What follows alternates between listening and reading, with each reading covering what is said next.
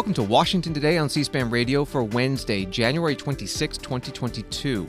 Supreme Court Justice Stephen Breyer is planning to retire according to multiple news reports, but no confirmation yet from him or the Supreme Court or the White House. If true, it would end a nearly 30-year tenure for the liberal justice and allow Democratic President Joe Biden to pick a replacement. The White House says the president will stick to his campaign pledge to nominate a black woman should there be a vacancy. Secretary of State Antony Blinken saying the U.S. has delivered a written response to Russia's security demands, laying out what Blinken calls a serious diplomatic path forward should Russia choose it. This as Russian military exercises continue on the borders of Ukraine, and the U.S. continues to believe an invasion is imminent. Federal Reserve Chair Jerome Powell signaling the first interest rate hike in a couple of years will be coming soon, designed to tackle high inflation. Now that the economic recovery from the COVID-19 pandemic is strong enough, we'll hear from the Fed chair and speak about this with CNBC reporter Steve Liesman. And in the British House of Commons, Prime Minister Boris Johnson questioned about a criminal investigation underway over those parties at the Prime Minister's residence during the strict COVID-19 lockdowns. Several news outlets reporting on the Supreme Court change, all with anonymous sources. For instance, this from the Washington Post. They write, Supreme Court Justice Stephen G. Breyer plans to retire at the end of the current term, according to a person familiar with his plans who spoke on the condition of anonymity. Breyer, 83 years old, is one of three liberal justices and the oldest justice on the Supreme Court. He has been under unprecedented pressure to retire, and his departure will give President Biden an opportunity to nominate a replacement to reinforce the court's liberal minority, while Democrats have narrow control of the Senate. That from the Washington Post. Well, this all happened before the president was holding an event at the White House about his Build Back Better agenda, and the president asked about it, declined to address the news of Breyer's retirement, telling reporters he wants to wait until a formal announcement. Justice Breyer, Mr. President, Justice Breyer is going to retire. Let's go. Thank you. Sir, I'll ask you about Build Back Better in a second. Thank you. Your thoughts on Justice Breyer's retirement? Thank you. Let's go. Thank you, guys. Let's go. Let's go. Thank you. I'll just say one thing about Justice Breyer. Every justice has the right and opportunity to decide what he or she is going to do and announce it on their own. There has been no announcement from Justice Breyer. Let him make whatever statement he's going to make, and I'll be happy to talk about it later. Thank you so much. Mr. President, I'll be happy to talk about this later. I'm going to get into this issue, okay? What's your answer to Putin? We're going to start by asking Tom Limbarger to offer your thoughts, please. Yeah, thank you, Mr. President. It's an honor to Want to be go to here. the Supreme Court, Tom? I'm just going to demur on that one, but it's really an honor to be here. Thank you for inviting me to this event. Tom Limbarger is the head of Cummins, the company that makes diesel engines, with President Biden and other CEOs of big companies at the White House as they talked about the Build Back Better plan, the social spending and climate program proposals still under negotiation in Congress. On Stephen Breyer, White House Press Secretary Jen Psaki then tweeting, it has always been the decision of any Supreme Court justice if and when they decide to retire and how they want to announce it, and that remains the case today. But at her briefing with reporters, there were still questions. I know there is a lot of news out there today, so let me reiterate something that you heard the president say, and I also said over Twitter. It's always been the decision of any Supreme Court justice, if and when they decide to retire, how they want to announce it, and that remains the case today. So we are not going to have additional details. You are always welcome to ask any questions you like at any time, and there's a lot of news out there, but I just wanted to say that at the top. Josh, go ahead. Thanks, Jen. Two subjects. So let's say hypothetically a Supreme Court justice was to retire and announce it on his or her own terms. Does President Biden plan to honor his pledge to nominate a black woman to the court? Well, I've commented on this previously. The president has stated and reiterated his commitment to nominating a black woman to the Supreme Court, and certainly stands by that. For today, again, I'm just not going to be able to say anything about any specifics until, of course, Justice Breyer makes any announcement, should he decide to make an announcement. White House Press Secretary Jen Psaki. Well, after the news broke, again, all with the anonymous sources, that Justice Breyer planned to retire, the Assistant Senate Majority Leader Patty Murray, Democrat from Washington State, she's third ranking in the Senate Democratic leadership, put out a statement that said, in the wake of Justice Breyer's retirement, I want to voice my support for President Biden in his pledge to nominate the first black woman to the Supreme Court. The court should reflect the diversity of our country, and it is unacceptable that we have never in our nation's history had a black woman sit on the Supreme Court of the United States. I want to change that. More from the White House briefing with Press Secretary Jen Psaki. Jen, what preparations is the White House engaged in broadly in the case of a Supreme Court vacancy? I'm just not going to detail any of that from here. Not about unrelated to this. You can't detail what. Like, doesn't every White House like to get ahead of this in case of a sudden passing? In the case of Ruth Bader Ginsburg, none of that you can share. I'm not going to detail internal planning from here. No. Okay. Then let me ask you a couple other questions. Is there any scenario in which the president would select his Vice President Kamala Harris for the Supreme Court? Again, I'm not going to speak to any considerations, preparations, lists, and as we've stated earlier, and you heard the president say, there's a long history of Supreme Court justices determining when they may retire, if they retire, and announcing that, and we're going to. That remains the case today. White House Press Secretary Jen Psaki. A number of other statements coming out from senators, some talking about the retirement of Justice Breyer, others talking about the reports of a retirement. Senate Majority Leader Chuck Schumer, Democrat from New York, praising Justice Breyer as a model jurist. He writes that he embodies the best qualities and highest ideals of American justice: knowledge, wisdom, fairness, humility, restraint.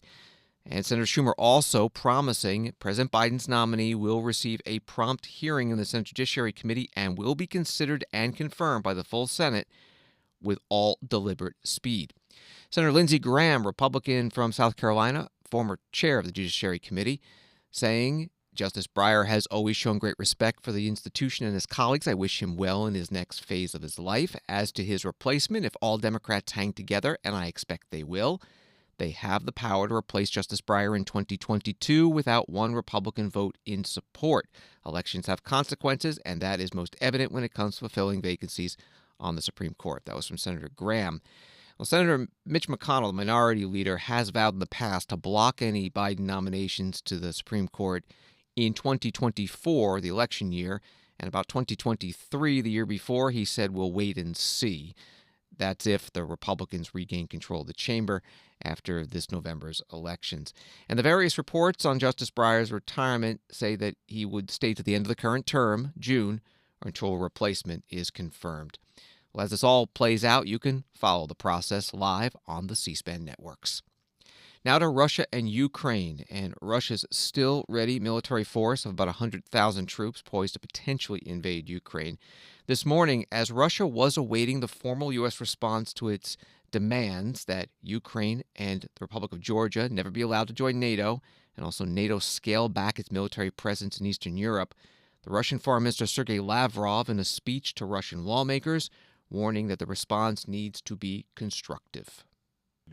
We will not allow any attempts to water down our proposals or to postpone any the response or the discussion indefinitely through calls to draw the European Union in this process, among other measures. So if there will be no constructive response and the West persists in its aggressive policy, as the President has said, we will take the appropriate measures to respond. We proceed from the premise that Russia's security is a top priority, and we will ensure it no matter what. The Russian Foreign Minister Sergei Lavrov, through an interpreter speaking to the Russian parliament in Moscow, he also said we won't allow proposals to be drowned in endless discussions. And concerning fears of an imminent Russian invasion of Ukraine, he said our Western colleagues have driven themselves into a militarist frenzy. Later in the day in Washington, D.C., U.S. Secretary of State Antony Blinken announcing that the written U.S. response has been delivered. Last week in Geneva, Russian Foreign Minister Lavrov and I met to discuss the crisis instigated by Russia's military buildup on Ukraine's borders and steps to de-escalate tensions and pursue diplomacy. Russia had previously outlined its concerns and proposals in writing, and last week I told Foreign Minister Lavrov that the United States would do the same. Today, Ambassador Sullivan delivered our written response in Moscow. All told, it sets out a serious diplomatic path forward, should Russia choose it. The document we've delivered includes concerns of the United States and our allies and partners about Russia's actions that undermine security, a principled and pragmatic evaluation of the concerns that Russia has raised, and our own proposals for areas where we may be able to find common ground. We make clear that there are core principles that we are committed to uphold and defend, including Ukraine's sovereignty and territorial integrity, and the right of states to choose their own security arrangements and alliances. We've addressed the possibility of reciprocal transparency measures regarding force posture in Ukraine, as well as measures to increase confidence regarding military exercises and maneuvers in Europe. And we address other areas where we see potential for progress, including arms control related to missiles in Europe, our interest in a follow-on agreement to the New START treaty that covers all nuclear weapons, and ways to increase transparency and stability. We put these ideas forward because they have the potential, if negotiated in good faith, to enhance our security and that of our allies and partners, while also addressing Russia's stated concerns through reciprocal commitments. Our response to Russia reflects what I said in Kyiv, Berlin, and Geneva last week. We're open to dialogue. We prefer diplomacy.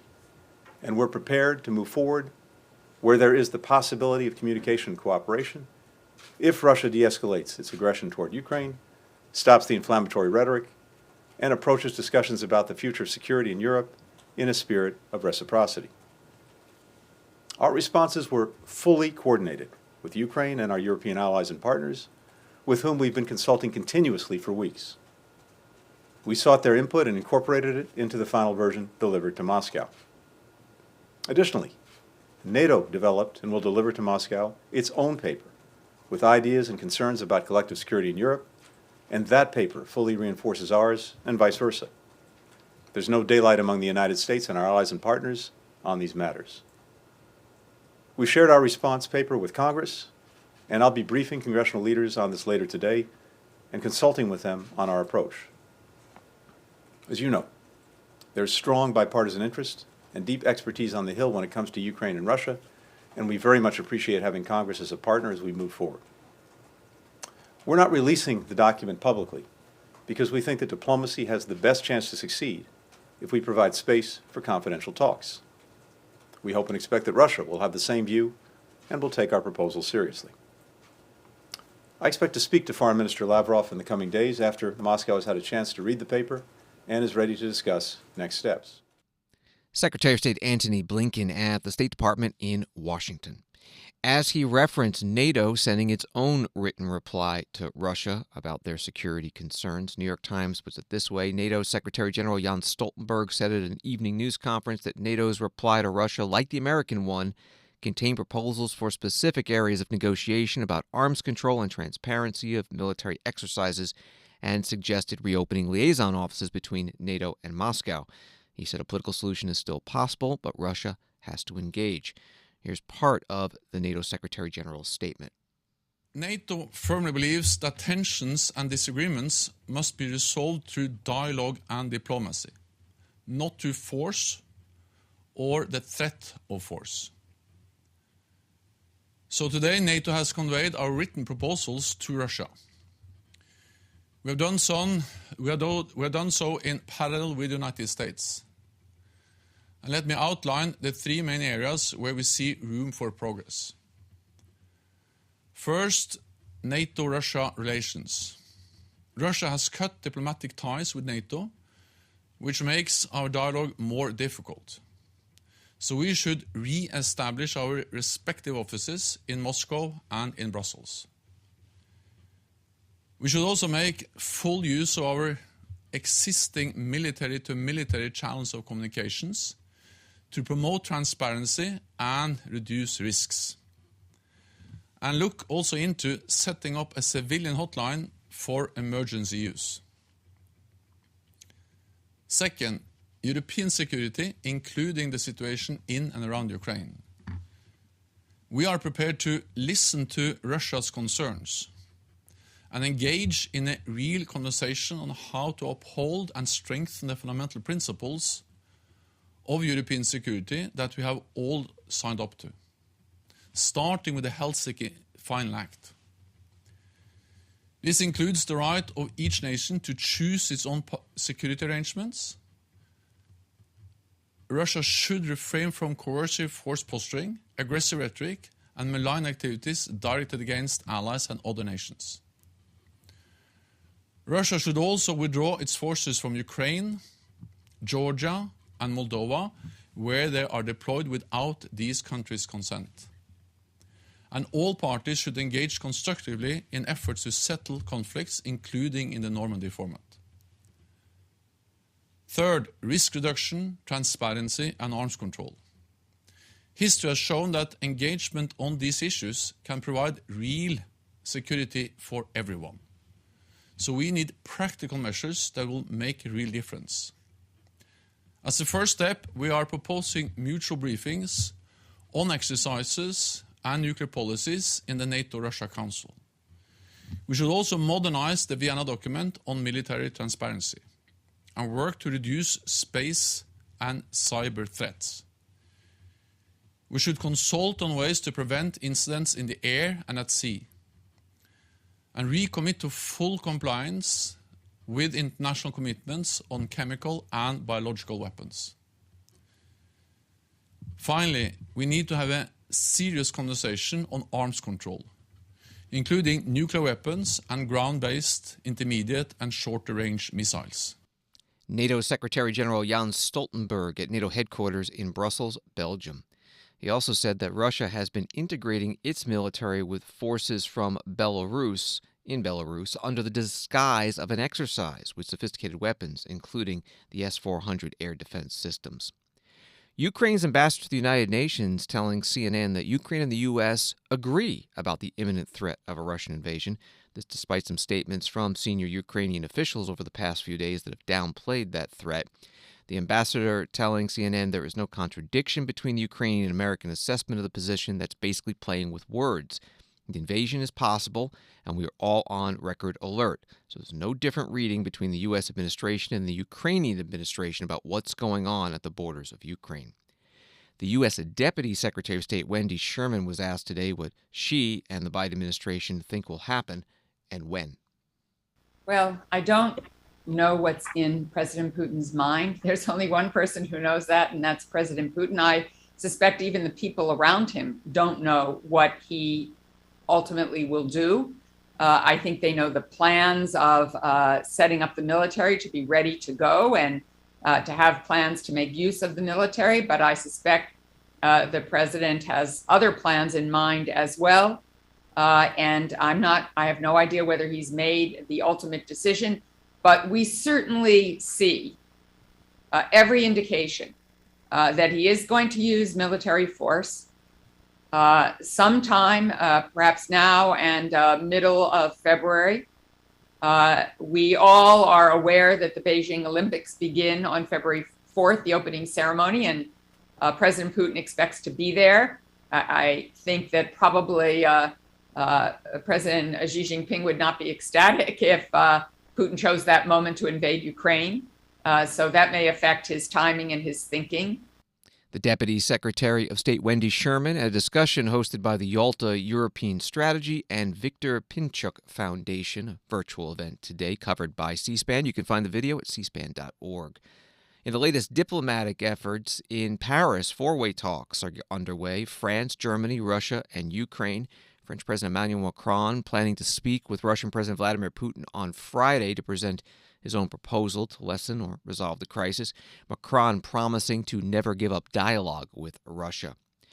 Another perspective from James Stavridis. He's a retired four-star U.S. Navy admiral and former Supreme Allied Commander at NATO. He gave his take today in a conversation with the U.S. Chamber of Commerce. And what I think is happening now are three things that are worth understanding in the context of how do we reverse engineer this thing and stop it. Number one is, let's kind of do it from the inside out. Number one is Vladimir Putin himself. His frustrations, his anger, his bitterness at the collapse of the Soviet Union when he was a lieutenant colonel in the KGB. Putin is about to turn 70. He's thinking legacy. He's thinking, how am I going to recreate some semblance of that old Soviet Union around the periphery of Russia? Number two, he's playing to a regional audience, to the nations around the periphery, but he's also playing to China, to President Xi, to Iran, to other authoritarian states. And then third and finally, Myron, he seeks to divide us here in the United States. He seeks to divide the NATO alliance. So those are kind of his three objectives that are at play here. So to your question, what can we do about it? I think the Biden administration has this one about right, and I see a lot of Republican support for the steps they're taking. Economic sanctions, kind of the zone of the chamber, of course, have to be stringent, highly enforceable, and they have to hit Russia where it's going to hurt. I think you've got to strongly consider breaking them out of the SWIFT system. I think you strongly have to consider targeted sanctions on individuals in the government. I think you strongly have to consider sanctions against oil and gas. That economy is a one-trick pony, I guess two tricks if you count oil and gas. And so I think the economic basket of sanctions, and by the way, I would say to Vladimir Putin, if you invade Ukraine, ain't going to be nothing whistling through Nord Stream 2 besides air for a long, long time. So I think that economic basket is strong. And then militarily, get the Ukrainians, the Javelins, to go with the anti-armor, anti-tank. Get them the Stingers to take the sting out of Russian aircraft. Get them the cyber capability, both defensive and offensive. Give them the high-end intelligence. Provide them military advice at distance. There's an awful lot we can do to make Ukraine a very indigestible porcupine that Vladimir Putin will come to regret. We need to convey all that to him. I think if we do that, we keep the allies on board, we keep unity here in the States, I think we still have a chance at seeing him take a diplomatic climb down. James Stavridis is former NATO Supreme Allied Commander, retired Navy Admiral, speaking at the U.S. Chamber of Commerce today. NATO was formed in 1949 after World War II, currently has 30 member nations, U.S., Canada, and 27 countries in Europe, plus one, considered Eurasian, Turkey. At a summit in 2008, NATO members agreed that Ukraine and the Republic of Georgia will become members of NATO in the future. Ihor Chernyov is a member of the Ukrainian parliament and head of their permanent delegation to NATO Parliamentary Assembly, and he said today that decade and a half that has passed with no action has emboldened Russia. We have to start, I think, from the beginning, from the 2008, when it was made the decision about making decision about the map, because the next step after this Bucharest summit should be the summit of the head of the ministers of foreign affairs of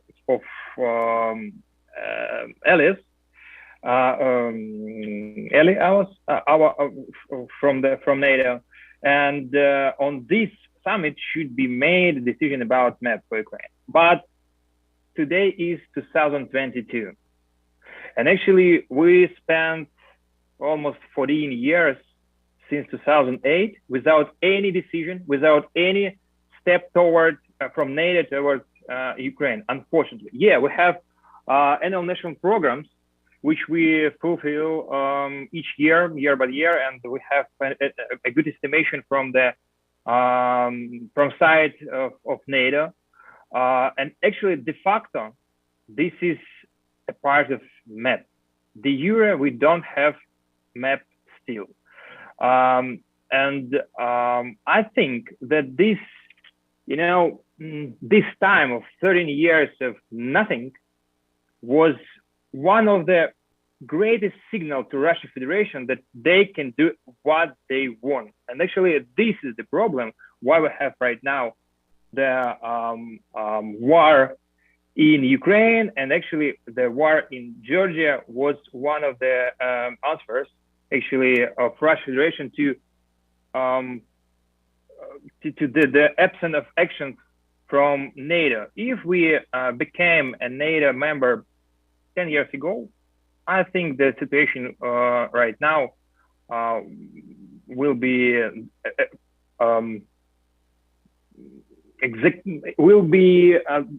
another actually. Ihor Chernyov, a member of the Ukrainian parliament and head of the permanent delegation to the NATO Parliamentary Assembly, speaking today at a virtual program on the current crisis held by the German Marshall Fund. As the U.S. and NATO continue to talk about a united front against Russia, there are also some headlines that Germany is reluctant to press too hard. There's a story today from Reuters that reads, Germany will supply 5,000 military helmets to Ukraine to help defend against a possible Russian invasion, it said on Wednesday. An offer Kyiv mayor and former world boxing champion Vitaly Klitschko dismissed as a joke that left him speechless. Washington Today continues in a minute. Sunday, February 6th, on In Depth, Georgetown University law professor Cheryl Cashin will be our live guest to talk about race relations and inequality in America. Her many books include The Failures of Integration, The Agitator's Daughter, Place Not Race, and her latest, White Space, Black Hood. Join in the conversation with your phone calls, Facebook comments, texts, and tweets for Cheryl Cashin, live Sunday, February 6th at noon Eastern on Book TV on C-SPAN 2.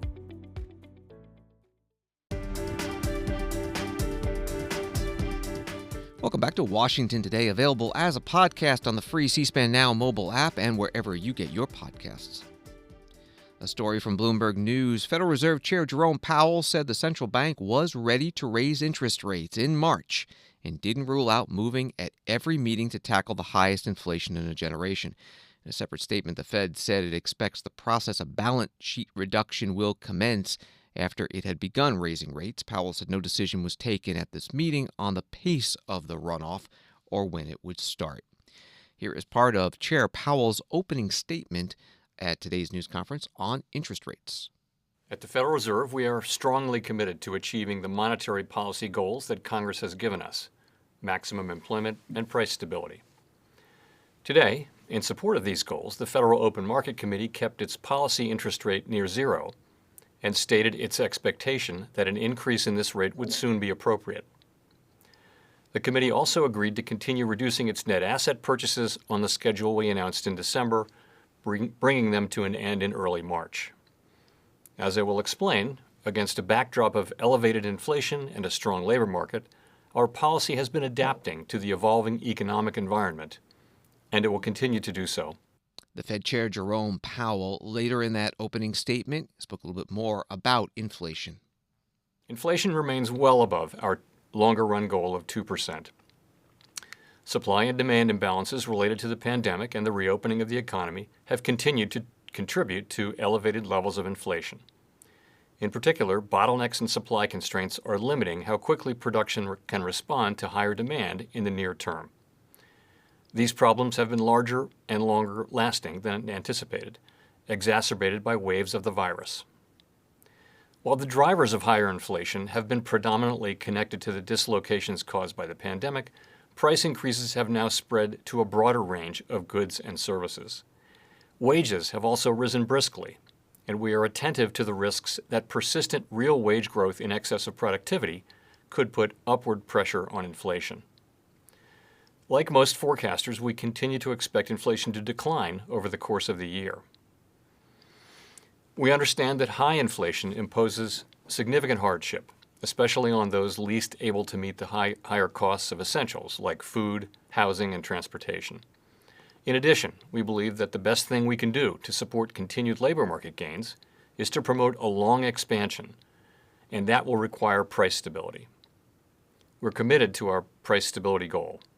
We will use our tools both to support the economy and a strong labor market and to prevent higher inflation from becoming entrenched.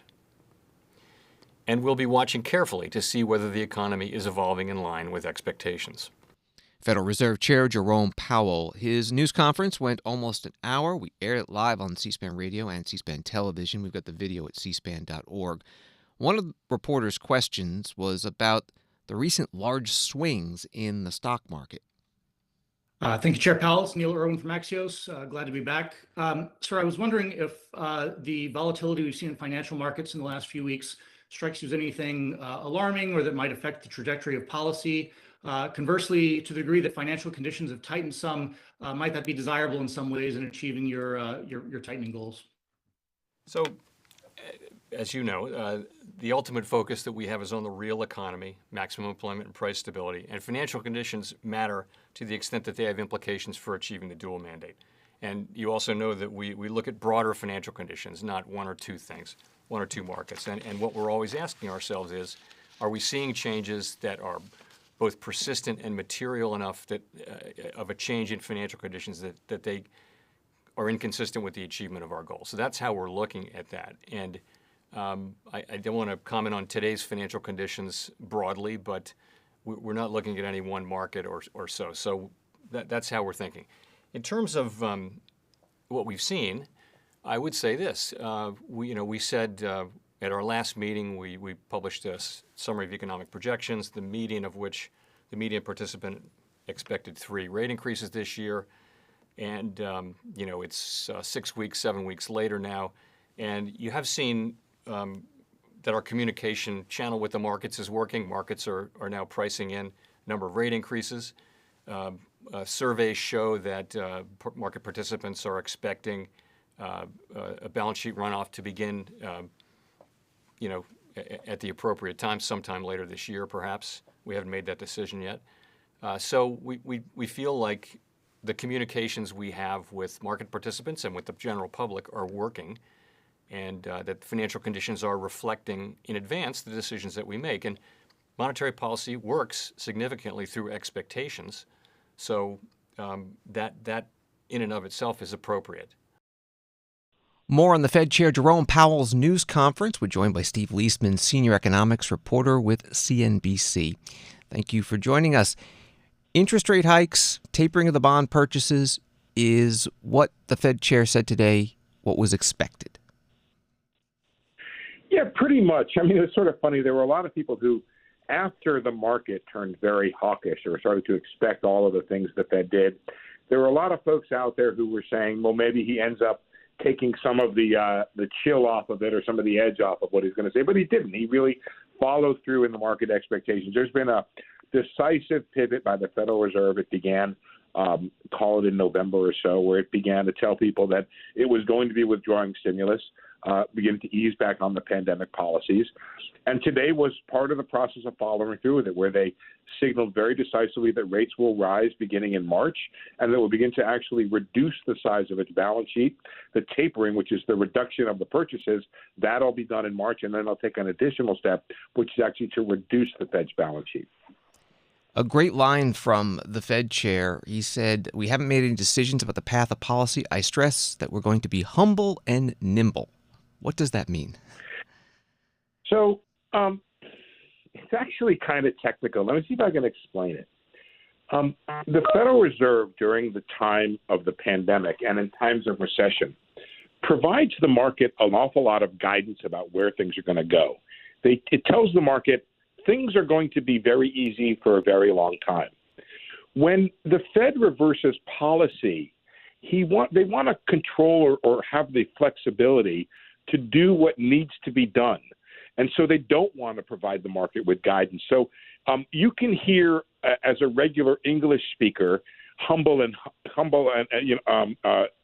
the face of the facts. But the other thing is that when you're in the market, you hear them saying, we're not going to tell you what's going to happen. We're going to keep you guessing a little bit and maintain the flexibility for ourselves and our policy relative to what happens with the economy.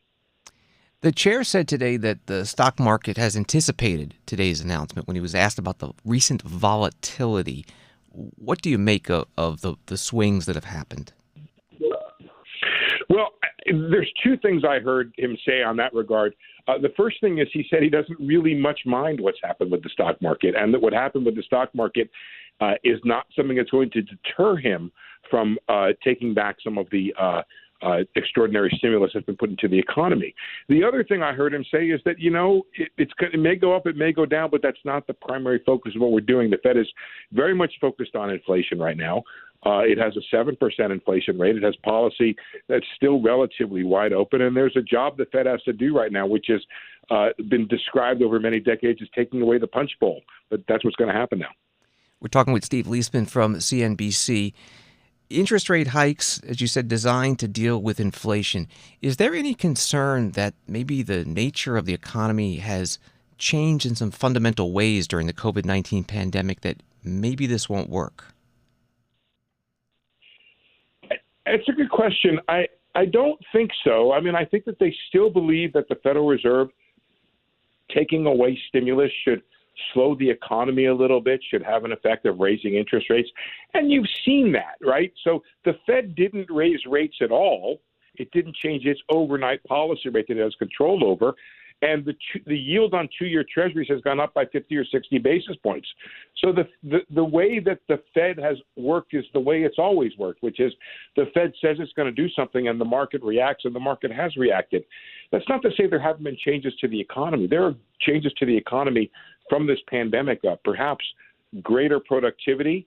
But the Fed takes account of that not in what it's going to do near term, but in the longer term, which may mean that ultimately the Fed may not have to raise rates quite so much, that when the supply chain problems break up and start to ease, the Fed may not have to do so much. But ultimately, the Fed needs to get policy back to a more normal state right now. If you think about it, the Fed has had its foot down on the accelerator for the economy since pretty much March of 2020, and the economy has come back a very long way.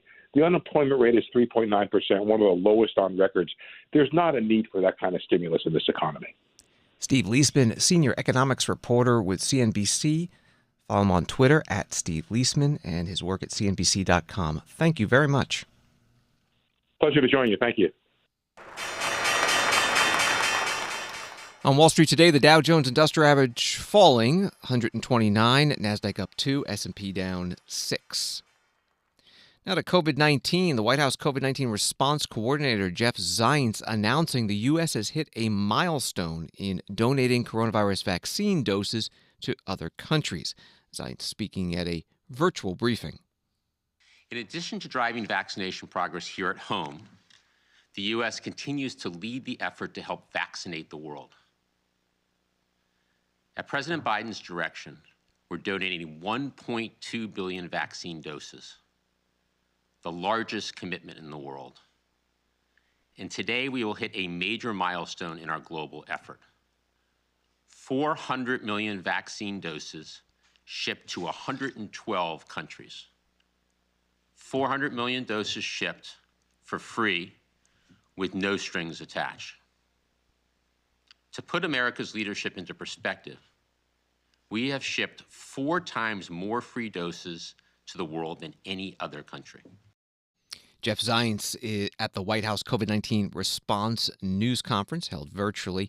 Most of the vaccine doses that are being shared through COVAX, which is the World Health Organization-backed initiative to vaccinate lower-income countries. But the Biden administration also allocating some of the doses to specific countries. Zients also announcing that in the U.S., 70% of seniors and half of eligible adults overall have received their booster shots. He describes it as a significant process.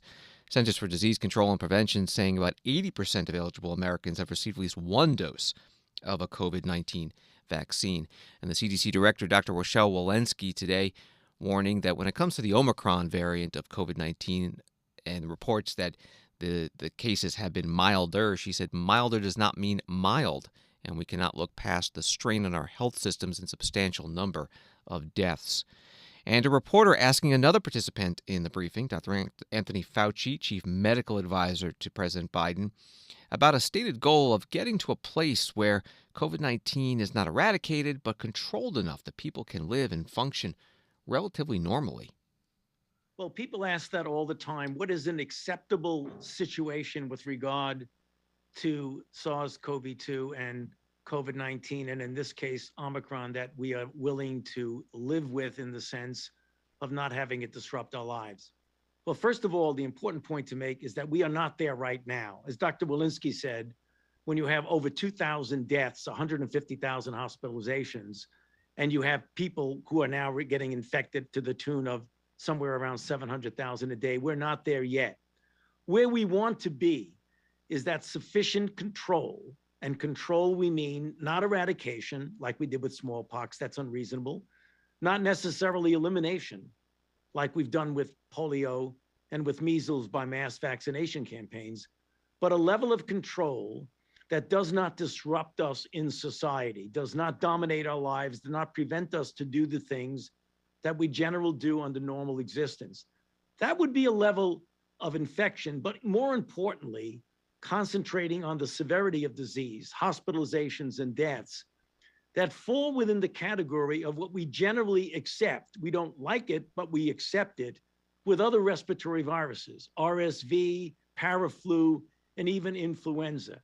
And if the degree of immunity in the general community population, either through infection plus boosting, either vaccine plus boosting, or just vaccine alone, those are the things that will hopefully get us to the point when we have antivirals to be able to treat people who are at high risk, that we no longer are in a situation of threat to our equanimity, threat to our economy, the threat to allow us to live a normal life. We believe we can get there because we have the tools with vaccines, with boosts, with masks, with tests, and with antivirals. That's what we talk about when we get to the point where we can, quote, live with the virus. But as Dr. Walensky emphasized, that is not where we are at this point. So we still have a way to go. Dr. Anthony Fauci is director of the National Institute of Allergy and Infectious Diseases, and also on the White House COVID-19 response team, part of today's team virtual briefing. Dr. Fauci also saying that scientists are working hard on developing a universal or pan-coronavirus vaccine that would give protection against any type of coronavirus, including variants that cause COVID-19. But he says that will take years to develop. From BBC News in Great Britain, Boris Johnson has vowed to fight on as Prime Minister after facing fresh calls to quit over lockdown parties in Downing Street. MPs are still waiting to see the findings of civil servant Sue Gray's inquiry into the events, which had been expected on Wednesday.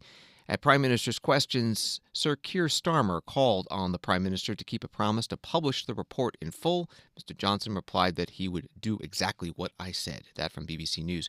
Keir Starmer is the leader of the main opposition party, the Labour Party. He also asked Prime Minister Johnson, who heads the Conservative Party, about a criminal investigation announced this week. Let me spell out the significance of yesterday's developments. Sue Gray referred the matter to the police, having found evidence of behaviour that's potentially a criminal offence. Prime Minister, if you do not understand the significance of what happened yesterday, then I really do despair. Because the police, Prime Minister, the police having got that material from Sue Gray, subject it to a test to decide whether to investigate. And that test was whether it was the most serious and flagrant type of breach in the rules. The police spelt out that what they meant by that those involved knew or ought to have known what they were doing was an offence, and that there was little ambiguity about the absence of any reasonable threat. Does the Prime Minister,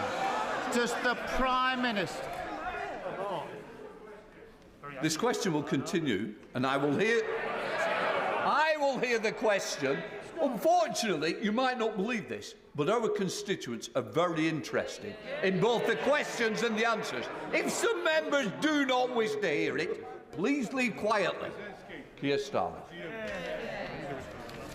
Mr. Speaker, having got the material from Sue Gray, the police had to take a decision as to whether what they had before them was the most serious and flagrant types of breach of the rules. If members want to laugh at that, laugh. The police spelt out what they meant. They decided on the material they've already got that they've already got that those involved knew or ought to have known what they were doing was an offence, and that there was little ambiguity around the absence of any reasonable defence. Does the Prime Minister really not understand the damage his behaviour is doing to our country? Mr. Speaker, I hope that the right honourable gentleman understands that although the issue that he raises is important, there is simply no way, as he knows, as a lawyer, that I can comment on the investigation that he is currently taking place. But what he also knows, he talks about the most serious issue.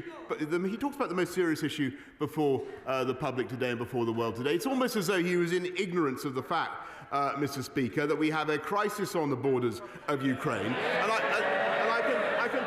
can tell him what is going on in the cabinet room of this country is that the UK government, no, Mr. Speaker, the UK government is bringing the West together so that we have, led by this government and this Prime Minister and our Foreign Secretary and Defence Secretary, to bring the West together to have the toughest possible package of sanctions to deter President Putin from what I think would be a reckless and a catastrophic invasion. That is what this government is doing. We're getting on with the job, and I think he needs to raise his game, frankly.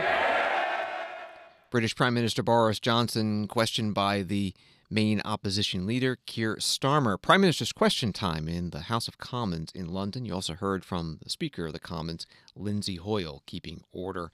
Another line from the BBC News article, some Tory MPs, Tory is the Conservative Party, same party as Boris Johnson, some Tory MPs have already demanded Mr. Johnson's resignation, but many others say they are waiting for Sue Gray's report before deciding whether to submit letters of no confidence in him. Thanks for listening to Washington Today. You can get more top Washington stories by subscribing to C-SPAN's evening newsletter, Word for Word. Go to c-span.org/connect to subscribe. Hope you have a good night.